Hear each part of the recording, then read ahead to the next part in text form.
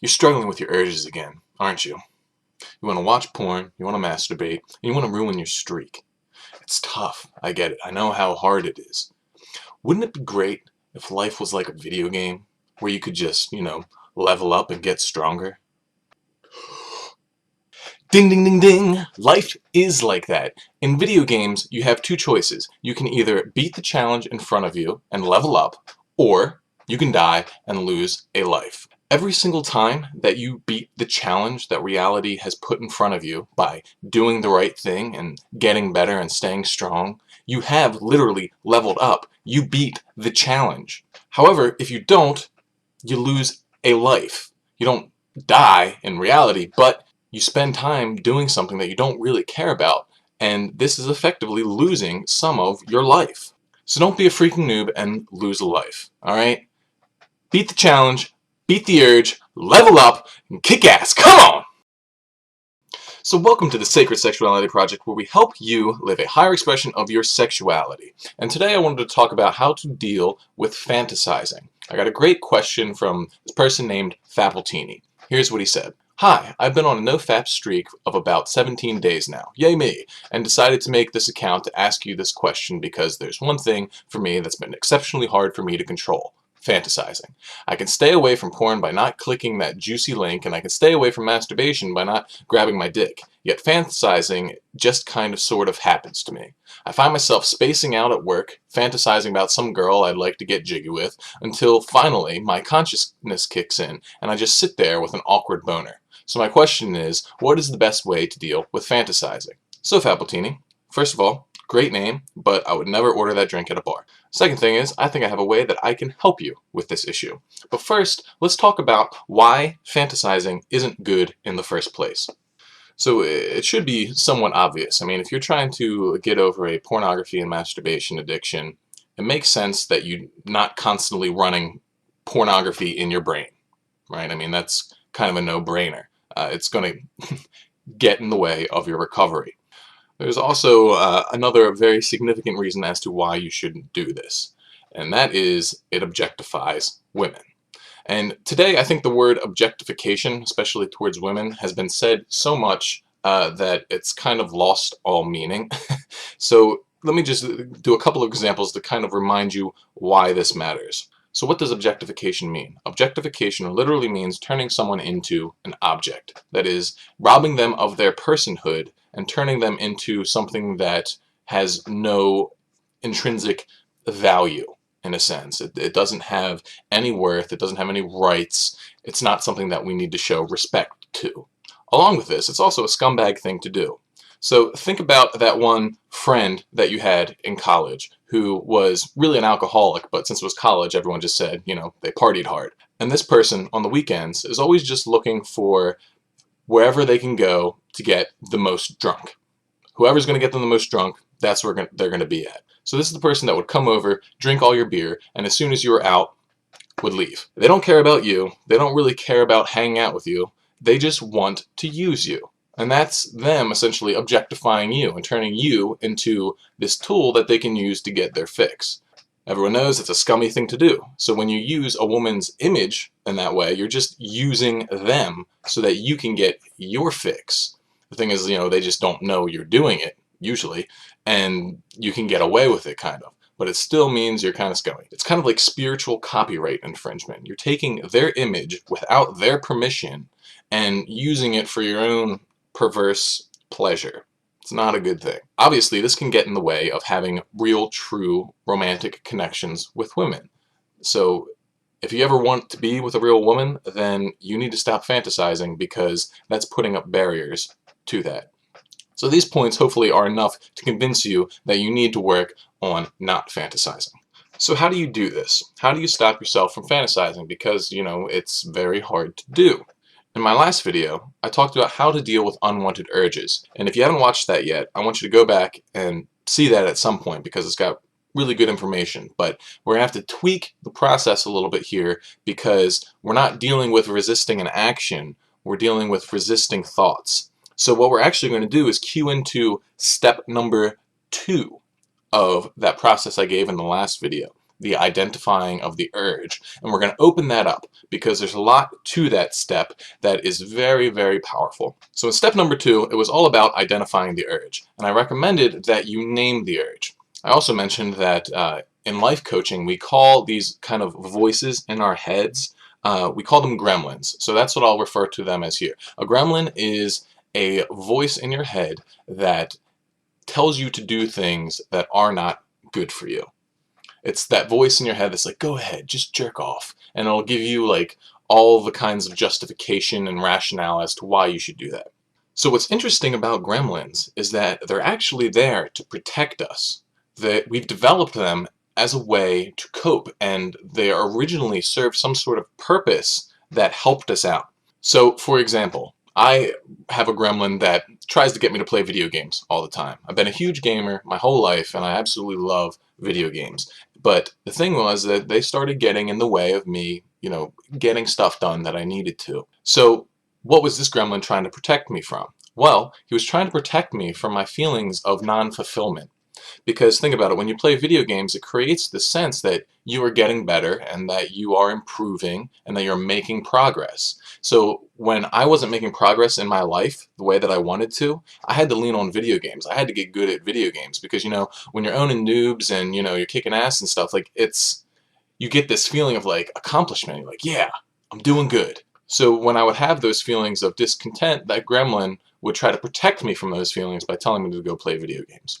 In the same way, our sexual gremlins kind of do the same thing. They're trying to protect us from uncomfortable feelings. So in the most basic sense, they're trying to protect us from the feeling of being horny, the discomfort of being horny. But, for most of us, that gremlin has also adopted a few additional jobs that's going to protect us from boredom, anxiety, and whatever else that you use pornography to help you cope with. Now, this gremlin is the one that's responsible for always having you fantasize. When you can't actually go and watch porn, it's the one putting stuff into your head so that you can virtually watch porn. So understanding that your gremlins are actually here to help you is a very powerful thing because it lets you realize that they're actually on your side. They're not enemies. So from here becomes a matter of figuring out how to flip them in a way that they can instead work for you and help you get to the things that you actually want, instead of keeping you from them. So my video game gremlin, he kept me from having real accomplishment and progress by instead having me experience an artificial accomplishment and progress. In the same way, our sexuality gremlins give us an artificial sexual fulfillment instead of a true higher expression of our sexuality and the fulfillment that comes along with that. So in order to get your gremlin on your side so that they can help you out in the way that you want them to, I want you to think about this situation. Imagine that you are being bullied. There's a bunch of bullies, and these bullies are your urges. They like to, push you around, make you do what they want, and essentially just make you their bitch. It sucks. You got two ways to deal with them. The first way is that you can run away from them. You can try and hide from them, and you can try to avoid them at all costs. The second way is by getting stronger. You're going to have to get your ass to the gym, get big, get your swole on, maybe take some martial arts classes, and then go back and kick their ass. So here's the process that I want you to take in order to flip your gremlin from being an enabling, weak-minded voice that keeps taking you down the wrong path to a badass trainer that's going to help you get stronger and stronger and face all of the challenges that life's going to throw at you. First step, name them. You have to name your different gremlins. And you're going to have different ones usually. Like I have one that's for my video game stuff. I have one that's for the sexuality stuff. I have one for like egocentrism and all kinds of things. Like whatever things you struggle with most, go ahead and give them their own gremlin because they all are trying to protect you in some different kind of way. So that leads to step 2. You have to figure out what they are protecting you from. In most cases, they're protecting you from some form of discomfort. Get to know what that discomfort is. So my video game one was protecting me from feelings of not making progress in my life. Your sexuality one, yes, is going to protect you from feelings of horniness, but there's probably other stuff tied in there as well, especially if you are a porn addict. It could be helping protect you from feelings of inadequacy, fear, boredom, anxiety, whatever it is you're using it for. Now, on to step 3. In step 3, you want to show your gremlin how they can better protect you by helping you get stronger instead of by running.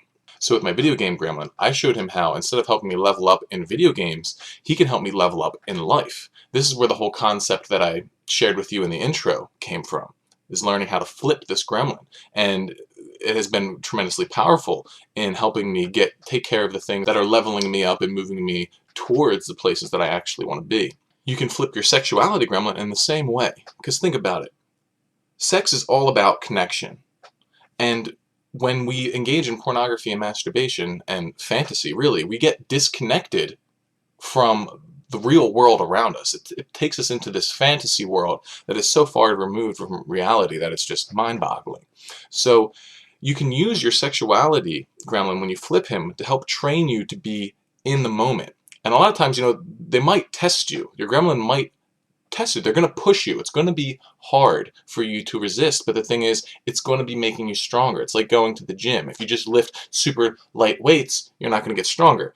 But if you instead push yourself, which your gremlins are going to do and going to ask of you, then you will be getting stronger. And by doing this, you're going to start building real connections with real girls in healthy ways. Now, on to step number 4. This is about internal negotiation and conversation. Your gremlin might be kind of resistant to this idea. It's like, what? I mean, we can't fantasize anymore? I mean, it's pretty sweet, I mean, I don't really know what I think about all this. And that's fine. You might have to convince that part of yourself. If you feel internal resistance, go back and forth with yourself. Here, play the devil's advocate. You're going to have to actually sort through all of your misgivings so that you can end up on the same page with yourself. Because really what we're dealing with is internal contradiction.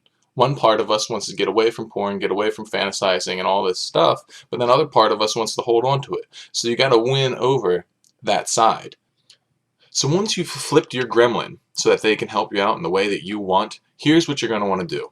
Imagine that you're in class, okay? You're in class and there's this girl who's you think's really hot. And normally you just, fantasize about her and check her out, and your gremlin was okay with that. Say your gremlin's name was Jeff. Jeff would just, encourage you to fantasize and check her out, because by doing that, it helped you cope with the feelings of not actually being connected with her or being connected with the class. If you were to dwell on that, that would suck. So instead, he helps you run away from that disconnect through fantasizing. But since you flipped him, and now he's going to be working for you in the way that you want him to, he's going to help you make a real connection. So first thing is you're going to notice that, you're doing things wrong. You're going to notice that you're being triggered or whatever.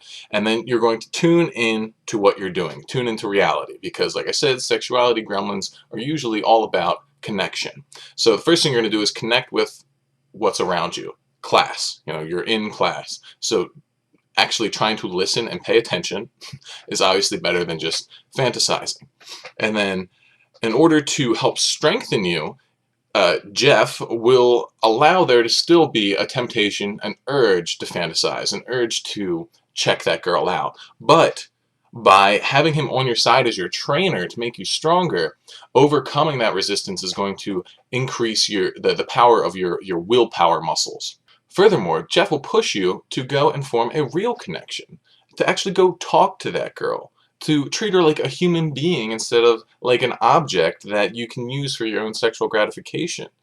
And by doing that, that's going to give you a fulfillment that's so much more real and pure than any kind of escape and coping style mechanism will. So I hope you found this helpful. It has helped me a lot in my journey, so I just have the greatest hope that it does the same for you. I've made the decision to only upload once a week from now on, because it's getting kind of hard doing 2 videos a week, because it's kind of tough to do 2. It can take a while just finding the question, then I have to think about what I'm going to say, and then I have to record it and then edit it, and it's just too much for 2 in 1 week. But on the plus side, I'm going to be getting my website up soon. And what's great about that is I'm going to start putting the questions that people send me, that I send text responses to, I'll start putting them on my website, so then you guys can be getting like content all throughout the week from me, in addition to getting like a nicely done video at the end of the week. I'm planning on posting on Friday.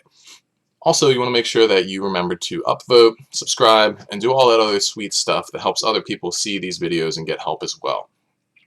Other than that, please remember to stay clean.